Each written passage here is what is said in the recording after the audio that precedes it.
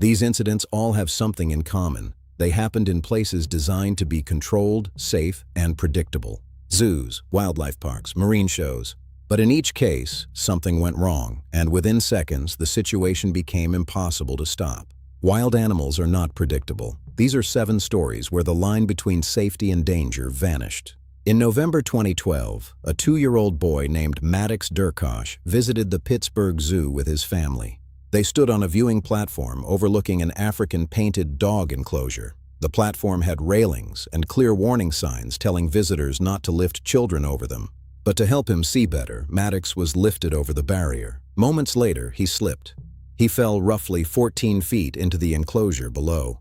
There was a net beneath the platform, but it was designed for small objects, not to stop a fall like that. He hit it briefly, then dropped into the habitat. The pack of painted dogs reacted immediately. Zoo staff and visitors could only watch as the situation unfolded too quickly to control. Emergency responders tried to intervene, but it was already too late. After the incident, a major debate began. The zoo stated that safety rules had been ignored. The family argued that the enclosure design itself was unsafe. In the end, no criminal charges were filed. A private settlement was reached, and the viewing platform was permanently removed. The exhibit itself was later closed. In 2010, Dawn Bronshaw was one of SeaWorld Orlando's most experienced trainers. She had worked with orcas for over 15 years and was especially known for her connection with one whale in particular, Tilikum. During a live show, guests sat poolside while trainers interacted with the animals. At the end of the performance, Dawn was lying on a shallow ledge beside the water as part of the routine.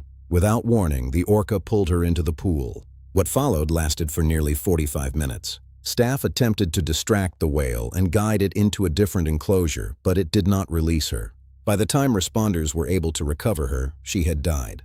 The incident shocked the world and led to major changes. After her death, trainers were no longer allowed to enter the water with orcas during performances. Just a few months earlier, another trainer, Alexis Martinez, had been working with an orca during a training session. At first, everything appeared normal, although there were signs the animal was not responding as expected.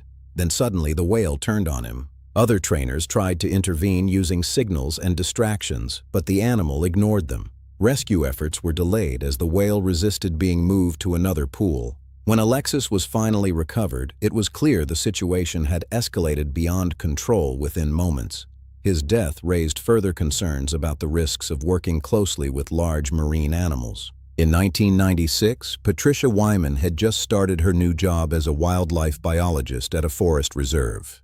The wolves there were kept as wild as possible. Staff were warned not to enter their enclosure or attempt direct contact. Just days into her job, Patricia entered the wolves' territory alone. At first, the animals approached cautiously. Then their behavior changed. They began to circle her. She tried to move away but tripped over a fallen tree. That moment was enough. The pack reacted, and the situation quickly escalated beyond anything she could control. By the time help arrived, she had died. Experts later said the wolves' behavior had shifted suddenly, especially the alpha male, but no one could fully explain why. Rosa King was an experienced zookeeper working with a Malayan tiger at Hamilton Zoo. Her job that morning was routine, cleaning inside the enclosure before opening hours. Strict safety procedures were in place. Multiple barriers had to be closed to ensure the animal was fully separated before anyone entered. But that day, those barriers were left open. When Rosa stepped inside, the tiger had full access to the area. The attack happened quickly. An investigation later confirmed there had been no equipment failure.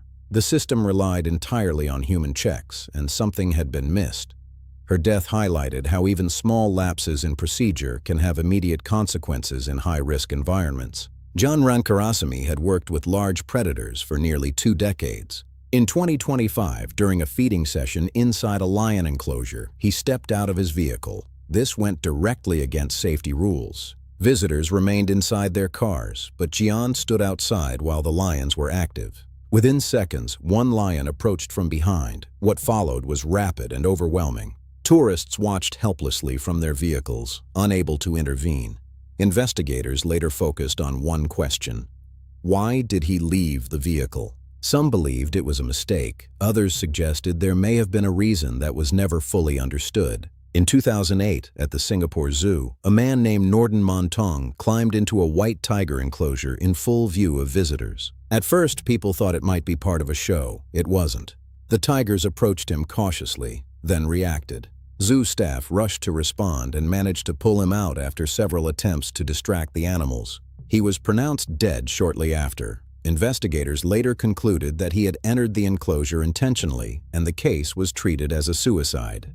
Each of these incidents is different, but they all point to the same reality. Wild animals are not predictable. Even in controlled environments, there is always risk. And when something goes wrong, it happens fast, often faster than anyone can react. Thank you for watching. Stay safe and respect the power of nature.